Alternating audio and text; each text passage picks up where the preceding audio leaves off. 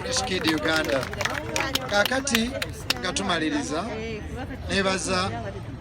nebaza Katonda okuva lwe nayimba oluyimba lwange olusooka mulujjukira bampitanga lya yero nenyimba wandibadde mufuusinza Katonda olumu ebintu bya Mukama nabyo bibuzabuza yo nevaayo Mukama njagala kumanya nengenda kandi nkwagala kati komaweka kitawa kulindiri hani ayinza otula watula Mukama pangira kawalako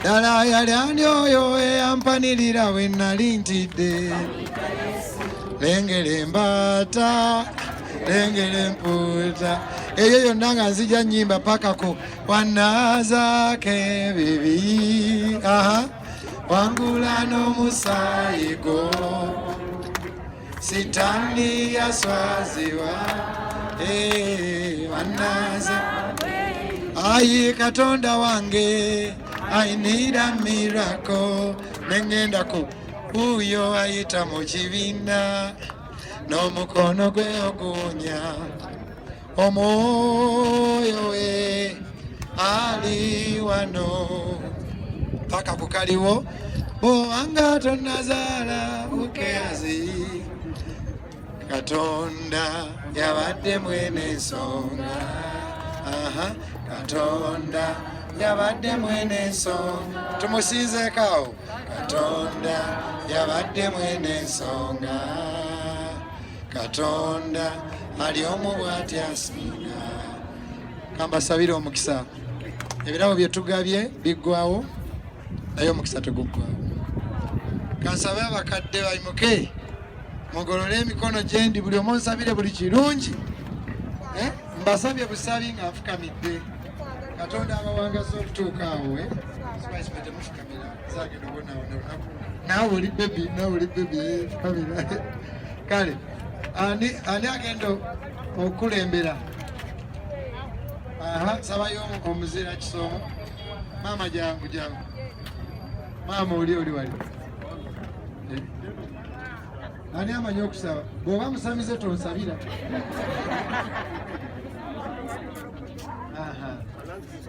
taata kale taata kulembera esaala enyimpimpye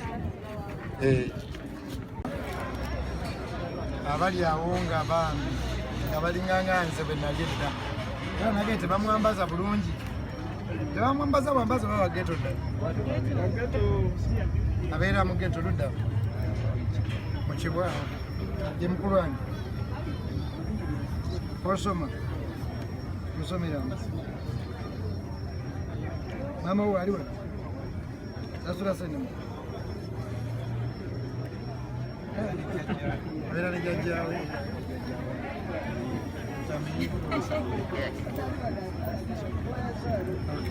alisaba kafe ne spice onkwatireko ono omugagga asaze keeke obulamu bwe buleme kudda mabiri manager Roger aliwa manager Roger Mkwanta tekayo mukono. Ezi soko bireke. Soko tukuye ku ndani. Soko linemu. Asula mafumbi. Soko linemu. Manager Roger.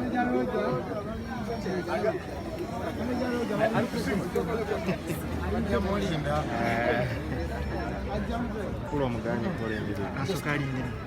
Ato wengi asukali ndini. Oba yaga.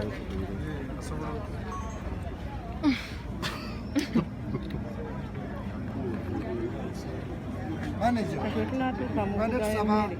Gatagala kutawanya superstar. Omwana ono asula ne jjajjaawe basula mu kintu kiringa effumbiro. Kati nabagamba ndeetereyo omwana omu okukiikirira abaana ab'oku street kubanga singa tebannonda ku street singa siibaka. Then omukulu ono omutima gwange gwadde gulowooza nnyo ku bakadde. Abakadde tubuliddwayo n'omukulu abakadde n'abaki n'abalema buli muntu nga tusaba gyali ayambeyo ekyokulya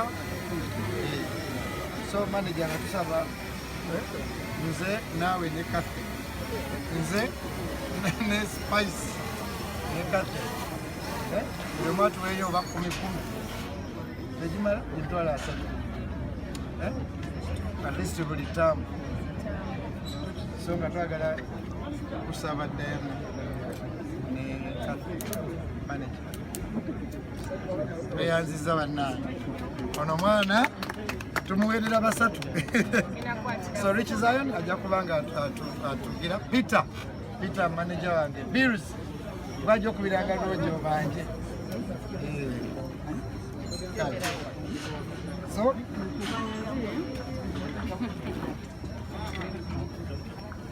bambi tuyita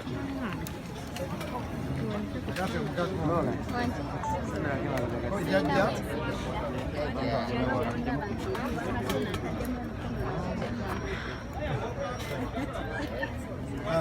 ani atubalira tulina n'okuyimba bezeza emyaka egy'obuto 37 naye nga ku byempiseemu nsaba munyimbireko Katonda yabadde mwene ensonga Katonda yabadde mwene ensonga Katonda yabadde mwene ensonga Katonda ali omu bw'ati asinga.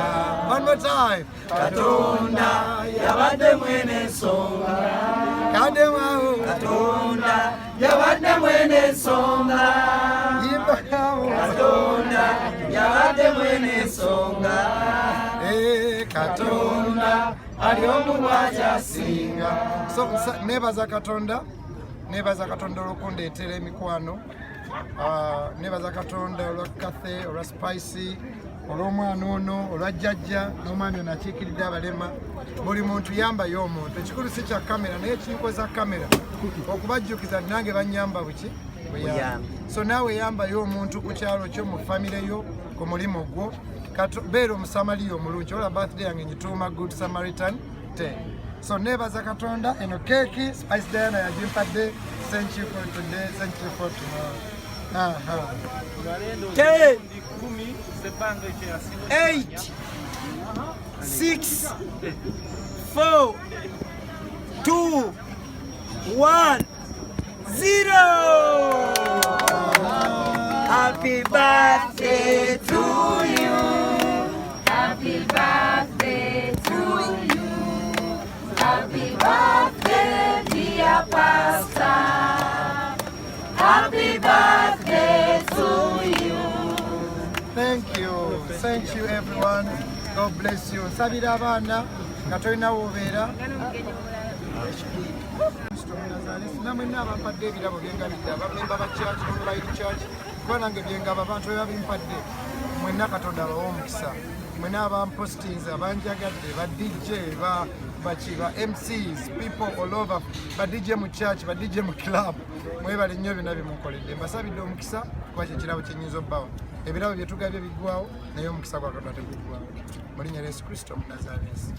Kathy, Diana Fresh, era nange bwe munsanyusiza, Mukama nammwe abasanyuse. Bannamawulire mwenna Mukama abasanyuse. Mwebale nnyo okumbeererangawo emyaka gyonna. Mukama abawe omukisa. Katugenda kusala ey'okubiri temuvaawo.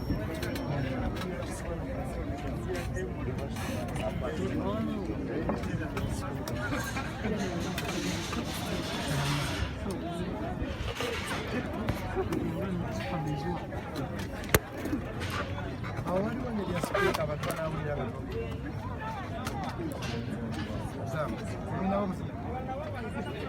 Tugamba sipiika bali mu bakane. Okay, guys, come out. Alex wali waliwo. Timu ya weri. Alex aluwa gwe yasindise. Ate kwa wali. Bana njala kwebaza mwami Peter Kafuko. Mwebaza nnyo yanyambyeko okulaba nti abamawulire mubeerawo okwogera story eno abantu baddemu amaanyi, abaana abaweddemu amaanyi, abaana abali eyo nga maama yafa taata yafa. So nasaba Peter muganyambaako. So mwenna mbeebaza bannamawulire abazze, bakwano bange bakwano ba Peter mwebale nnyo mwebale ddala era kansale keeki nebaza mwami oba sports yatuwadde keeki mwami Ivan Kalanzi akola ku Kabozi sports naye mwagenze ekya Messi tetwakitegedde naye nga ekyo kyokka kyekinnumye ku birthday yange wallahi ya Mungu ndi muntu wa Messi nnyo naye Kalanzi owa sports webale nnyo byonna byotuyambeko okuzimba church ne keeke eno yaginkoledde kama amuwa omukisa nebaza omwami gwe bayita Mukisa simanyi oba wali mwami Mukisa owa protocol mwami Mukisa aliwa ajje wano yategese ne Aunt Alison wuuyo naku ezo yafuna gold medal wa president okulabirira abantu emulago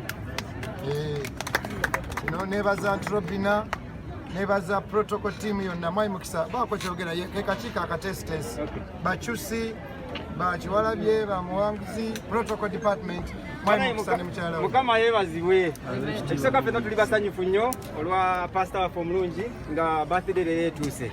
I can promise you bulijjo tukola ekisinga wano Catherine okimanyi naye olwa covid tukoze scientifically tukoze kye tusobola naye ebintu bino bye mulaba bivudde mu bantu abaagala musumba mikwano gye abakyaki abalokole n'abatali balokole babadde bacontributinga aleese omutwalo aleese 10 aleese miliyoni okulaba nga tukoze kino naye byonna tuli basanyufu nnyo tusobodde okukikola ate nga tuli basanyufu nnyo ndi musumba waffe olwaliro birthday so njagala okwebaza bonna abacontributinze ne be tukoze nabo ne musumba okutukirizaamu because yali agamba olw'embeera maybe tukireke finally nakkiriza ate kivuddeyo bulungi namwe abamawule mwebale nnyo namwe mwebale kutubeere awo tubaagala nnyo Mukama abawoomese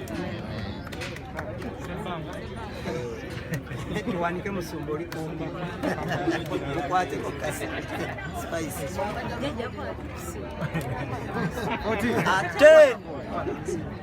akayimba tuyimba Katonda yabadde mwene ensonga kubanga tutambudde ddana mbimanyi noyita ku bantu abagudde ku accident gwe n'otuuka mirembe n'odda mirembe oba okitegedde waliwo olumu lwe nagwa mu babbi nga balina n'emmundu ne bakookinga nga bonna banywedde enjaga naye nga leero Mukama naye Mukama nanyamba omu yali anywedde enjaga nanga sigwe pasita naga pasita tweyiiya tunaa kimu kya 10 omuyayi ne batandika okulwana aba kani imagine ne batandika okulwana bokka na bokka pasita tomukwatako yeeyita ki oli nagamba tomukwatako sirerabira omusajja omu yagamba oba yagala omukuba essasi liyise munze mubbi munne so waliwo ebintu byolowooza n'ogamba Mukama nzaani omulokole n'akwagala omusiraamu n'akwagala omukatuliki n'akwagala omubbi n'akwagala so Katonda ndizibwa ekitiibwa n'ettendo so gye bulaba akayimba kano mwana eyakayiya Jeff nakaddamu nenkakuba remix